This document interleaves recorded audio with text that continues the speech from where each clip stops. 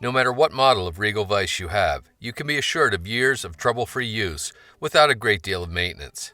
There are, however, steps that can be taken to keep your Regal functioning at peak performance. After each tying session, it's a good idea to simply brush any trim materials off of your vise to keep them from getting down into the vise's moving parts or interfering with future tying sessions. A toothbrush works great for removing any loose material like fur, trimmed deer hair, or hackle fibers. It also does an admirable job of cleaning materials from pocket bases or even a traditional base.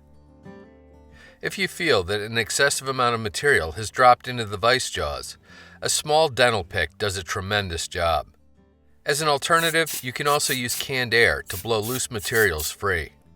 And that's all there is to it in terms of really regular maintenance.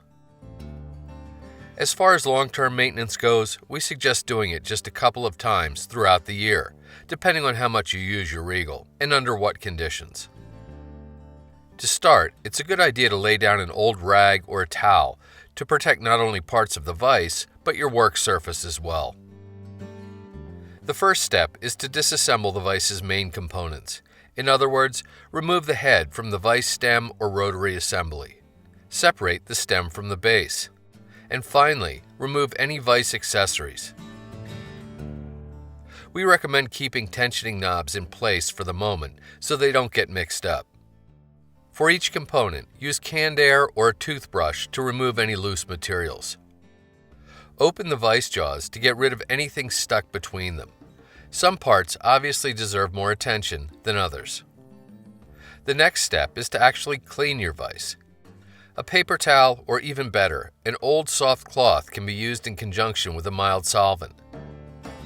A solvent like Hoppy's No. 9 is available at sporting good as well as big box stores.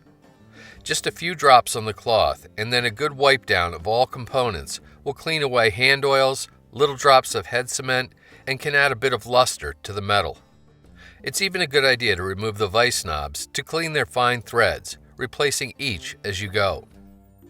Cleaning the vise in this manner is not absolutely essential in terms of vise function, but keeps it looking its best, without damaging the natural patina that builds up over time and gives your Regal that well-worn, tied a lot of flies look.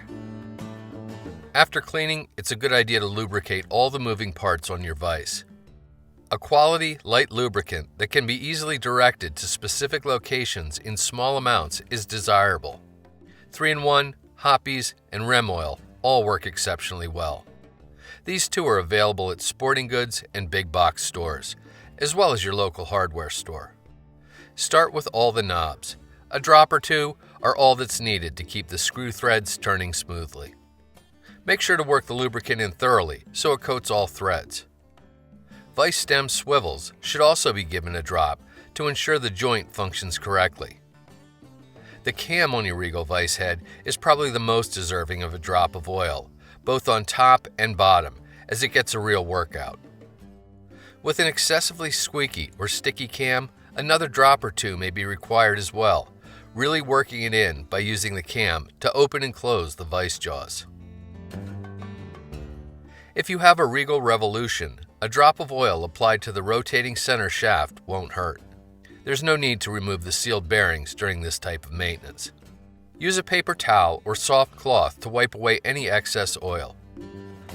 Once your vise has been fully lubricated, reassemble it just as if you were going to tie with it. Put all the accessories back in place.